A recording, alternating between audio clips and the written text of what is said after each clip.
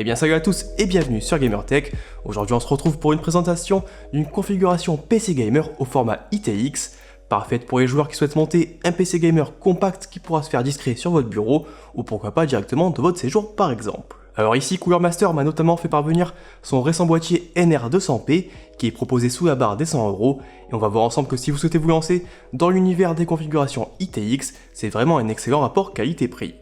Alors ici pour l'accompagner, j'aurai notamment un Ryzen 5 3600 et une RTX 3060 Ti que je vous ai déjà présenté en vidéo il n'y a pas longtemps sur la chaîne et au total on va être sur une configuration aux alentours des 1300€. On va voir ici que ce sera notamment parfait pour du jeu en 1440p Ultra dans d'excellentes conditions. On va de toute façon découvrir tout ça ensemble avec comme d'habitude une présentation des différents composants, le montage du PC et évidemment un petit point sur ses performances.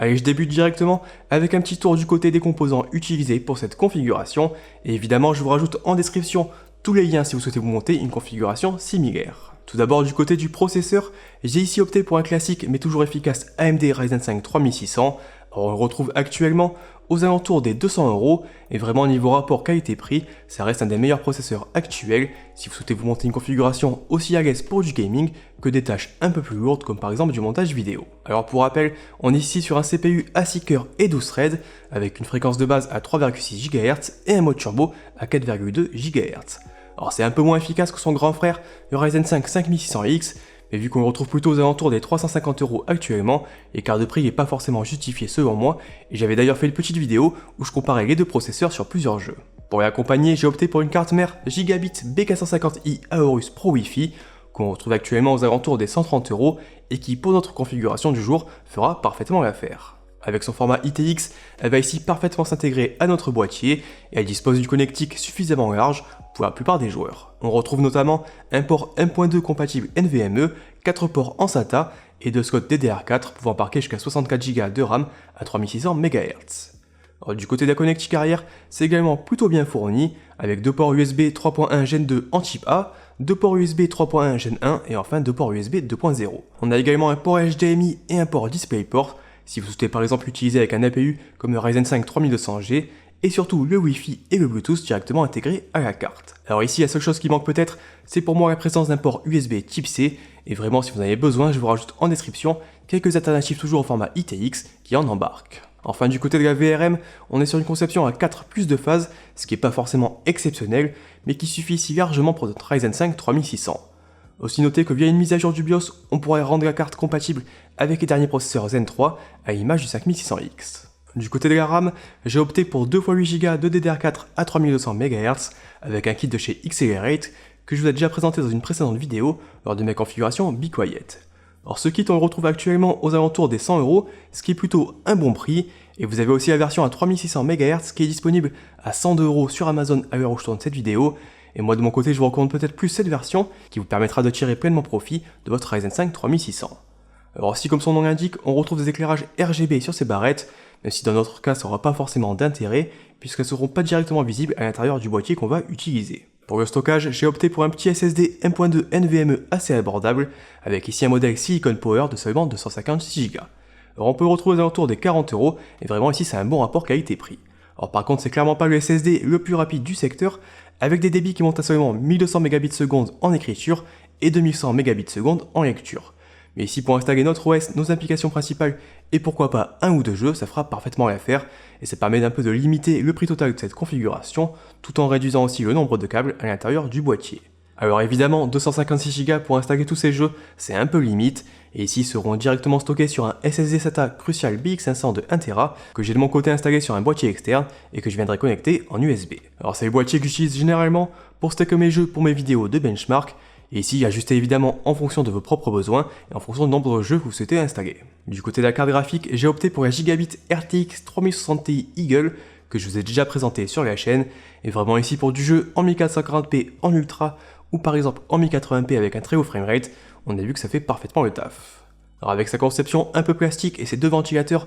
on n'est pas forcément sur une 3060 Ti haut de gamme, mais c'est souvent l'une des plus abordables du secteur, et de mon côté j'avais réussi à l'acheter aux alentours des 415 € lors de sa sortie. Bon alors évidemment, je sais qu'en ce moment c'est un peu compliqué de la trouver à ce prix-là, mais je pense qu'il ne faut pas perdre espoir et surtout rester un peu à l'affût des annonces sur Twitter ou sur Discord par exemple, puisqu'il y a régulièrement des cartes qui arrivent en stock, et avec un peu de chance c'est possible d'en choper une. Pour le refroidissement, Cooler Master m'a envoyé un water cooling AIO avec ici un modèle Master Liquid ML240R RGB. On est donc sur un modèle de 240 mm avec deux ventilateurs RGB de 120 mm qui pourront refroidir parfaitement notre Ryzen 5 3600 mais aussi des CPU un peu plus costauds.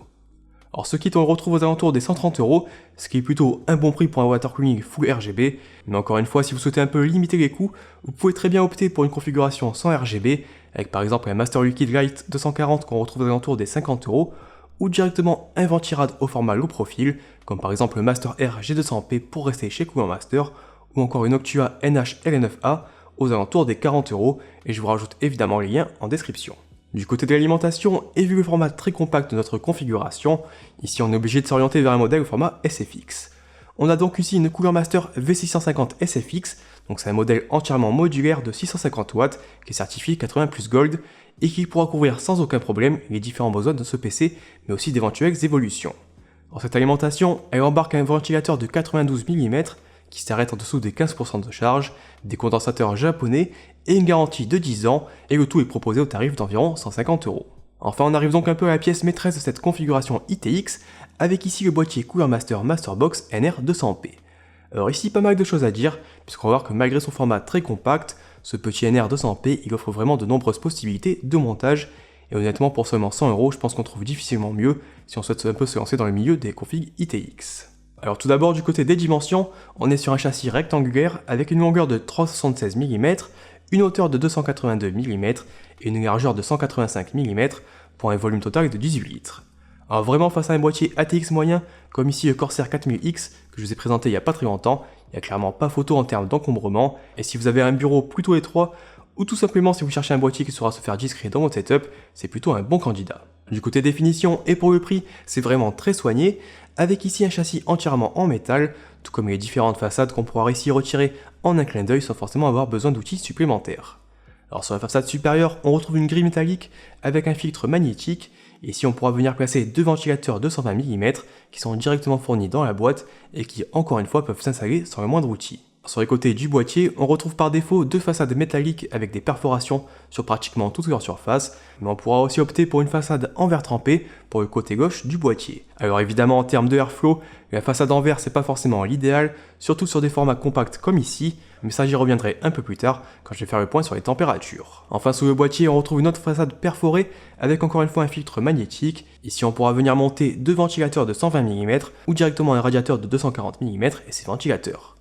Alors, le radiateur il peut aussi être monté directement sur un support latéral et dans cette configuration on peut même y installer un modèle de 280 mm. Pour ce qui est de la carte graphique on peut l'installer directement à l'horizontale et dans ce cas là le boîtier accepte des modèles de 330 mm de longueur et en triple slot, ou sinon on peut les installer à la verticale grâce à un riser qui est directement fourni dans la boîte, mais dans ce cas là on est limité à des cartes de seulement 2 slots comme ici la 3060 Ti Eagle que j'utilise aujourd'hui. Enfin du côté du front panel on va retrouver deux ports USB 3.2 en Gen 1 en type A. On aura également un connecteur 3,5 mm à 4 pôles et enfin un bouton power et reset. Aussi notez que le boîtier est proposé en noir ou en blanc et vous disposez aussi d'emplacements pour installer une pompe de water cooling custom si vous le souhaitez. Bref, vous l'aurez compris, il y a vraiment pas mal de possibilités pour un petit boîtier ITX proposé à seulement 100 € et maintenant je vais justement monter cette configuration à l'intérieur puis on se retrouve juste après pour un peu faire le point.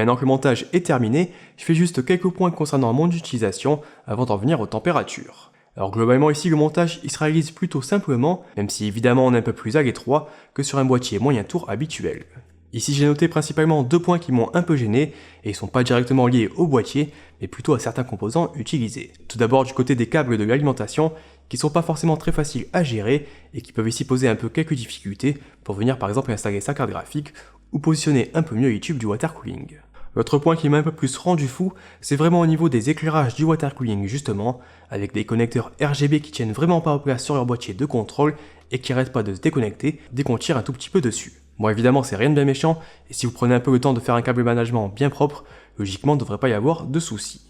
Alors pour le reste franchement c'est vraiment un boîtier agréable à utiliser, et on peut facilement retirer toutes les façades pour avoir accès au boîtier de tous les côtés, et ça facilite bien le montage des différents composants. Pour ce qui est des températures, j'ai fait des essais avec différentes configurations de montage, et notamment avec la carte graphique à la verticale avec la façade perforée et la façade en verre trempé, mais aussi avec le GPU à l'horizontale et le radiateur monté cette fois-ci à la verticale sur le côté. J'ai testé un peu tout ça sur Shadow of the Tomb Raider, et j'ai donc relevé les températures du GPU et du CPU après une vingtaine de minutes de jeu. Alors ici sans grande surprise, avec la façade en verre trempé, ça limite forcément la bonne circulation de l'air, et ici la carte graphique elle monte à 76 degrés et le CPU à environ 51 degrés.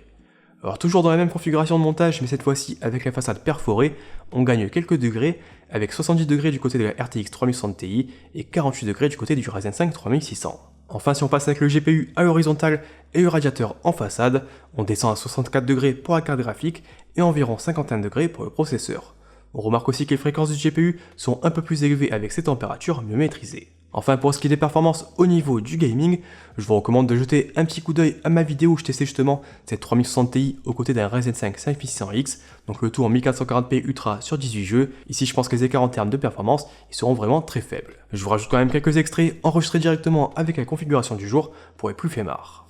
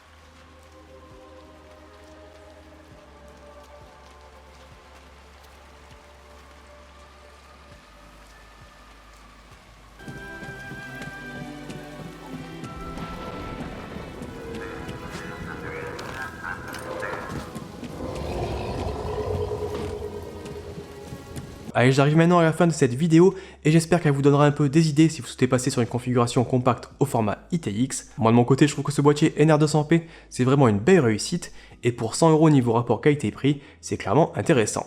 N'hésitez pas d'ailleurs à me dire un peu ce que vous en pensez de votre côté dans les commentaires. Aussi, si ça vous donne envie d'en découvrir un peu plus sur les configurations ITX, je vous conseille vraiment de vous abonner à la chaîne de Optimum Tech qui fait d'excellentes vidéos sur le sujet, mais par contre c'est en anglais. Pour revenir à la configuration du jour, je vous rappelle qu'on est ici sur un budget d'environ 1300 € et je vous rajoute tous les liens en description si vous souhaitez un peu vérifier les derniers prix et monter une machine similaire. Enfin bien sûr comme d'habitude, si vous avez des questions, n'hésitez pas à les poster dans les commentaires, à mettre un petit pouce bleu si cette vidéo vous a plu et surtout à vous abonner et activer les notifications pour ne pas rater les prochaines. Moi de mon côté, je vous remercie bien sûr d'avoir regardé cette vidéo et je vous dis à la prochaine. Allez, ciao!